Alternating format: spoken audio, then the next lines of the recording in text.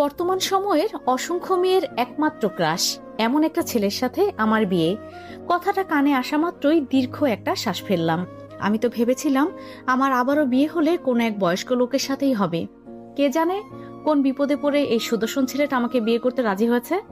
তবে বিয়ের সময় একটু ঝামেলা হওয়ার কথাও আমার কানে এসেছিল। এই বাড়িতে আসার পর আমাকে একটা মেয়ে এই রুমে একাকী বসিয়ে রেখে রুমের বড় আলো নিভিয়ে লাল রঙের একটা মৃদু আলো জ্বালিয়ে দিয়ে চলে গেছে। সেই তখন থেকে প্রায় ঘন্টাখানিক সময় পেরিয়ে গেছে, আর কেউ আসেনি। আমি রিমি চুপচাপ বিছানাতে বসে নিজের অতীতের কথাই মনে করছিলাম। এমন সময় হঠাৎ বাসর ঘরে বসে থেকে বাইরে অনেকের কোলাহল শুনতে পাচ্ছি। রিমি বুঝতে পারছে না কেন এত কোলাহল। তবে তখনই রুমের দরজা খুলে ঝড়ের গতিতে একটা ছেলে রুমে প্রবেশ করে। রিমি আর চোখে ছেলেটার পরনের ড্রেস দেখে বুঝতে পারে হয়তো এই ছেলেটাই তার নতুন স্বামী। না, প্রথমবারের মতো ভুল এবার শেয়ার করবে না। তার লোকটাকে তার দিকে আসতে দেখেই সে তড়িঘড়ি করে নেমে পায়ে ধরে সালাম করতে যায়। তখনই গম্ভীর কণ্ঠে লোকটা বলে ওঠে, এই মেয়ে, সরো সামনে থেকে, কি করছো কি?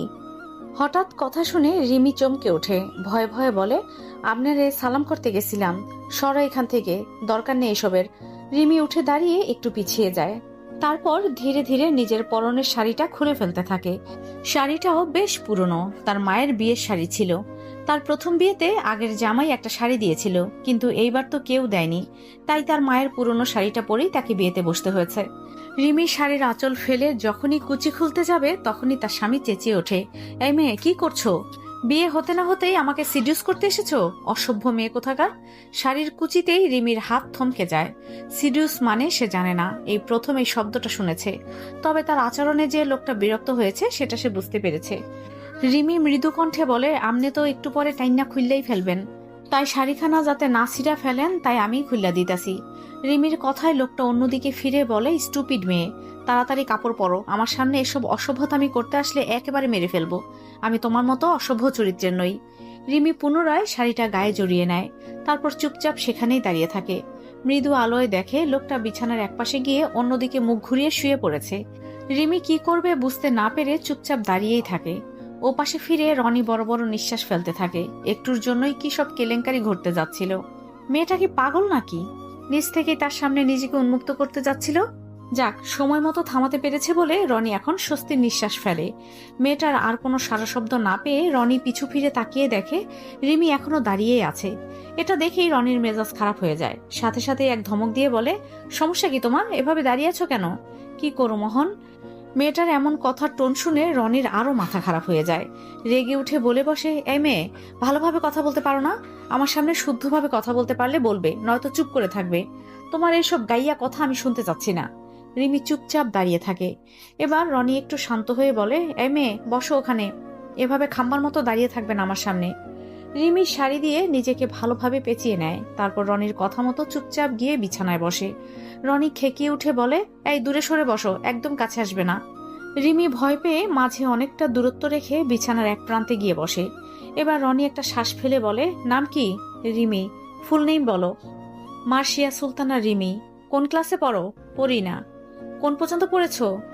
এসএসসি দিছিলাম। রেজাল্ট? জানি না। আমাদের বিয়েটা কিভাবে হয়েছে জানো? রিমি মাথা নাড়ায়, সে জানে না।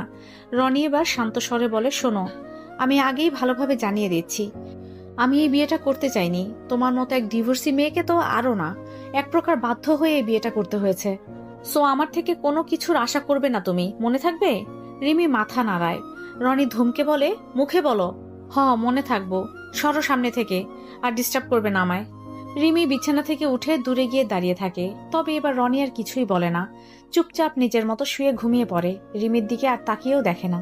রিমির দাঁড়িয়ে থাকতে কষ্ট লাগছিল। যখনই বুঝতে পারে রনি ঘুমিয়ে গেছে, সে গিয়ে চুপচাপ সামনের দেয়াল ঘেঁষে বসে পড়ে। না জানি বিছানায় গেলে যদি বকাবকি শুরু করে, সেজন্য বাকি রাত সেখানেই বসে থেকে কাটিয়ে দেয়। সকালে ফোনের শব্দে রনির ঘুম ভাঙে। ফোন রিসিভ করে কানে নিতেই বন্ধু সাজিদের কণ্ঠ শোনে, দোস্ত, তুই বিয়ে করে নিলি আর আমাকে জানালিও না, এটা একদমই ঠিক করিসনি। ঘুম ঘুম কণ্ঠে রনি বলে, কে বিয়ে করেছে? সাজিদের পাশে থাকা হিমেল বলে, কিরে বেটা, নিজে বিয়ে করে নিজেই ভুলে গেলি? বউরে কই রাখছিস তুই? রনির ঘুম হালকা হতেই মনে পড়ে বিয়েটা তো তারই হয়েছে। মেয়েটার কথা মনে পড়তেই লাফিয়ে উঠে বসে। আশেপাশে তাকিয়ে একসময় দেখে মেয়েটা বারান্দার সাথের দেয়ালে হেলান দিয়ে ঘুমিয়ে আছে। এটা দেখেই বিরক্তিতে রনির ভুরু কুঁচকে যায়। থাকুক এভাবেই, ডাকবে না মেয়েটাকে। একটু ভালোভাবে তাকিয়ে দেখে, না, মেয়েটা সুন্দরী আছে। রাতে তো হালকা আলোয় বোঝা যায়নি, এখন হঠাৎ দেখেই অবাক হয়ে তাকিয়ে থাকে।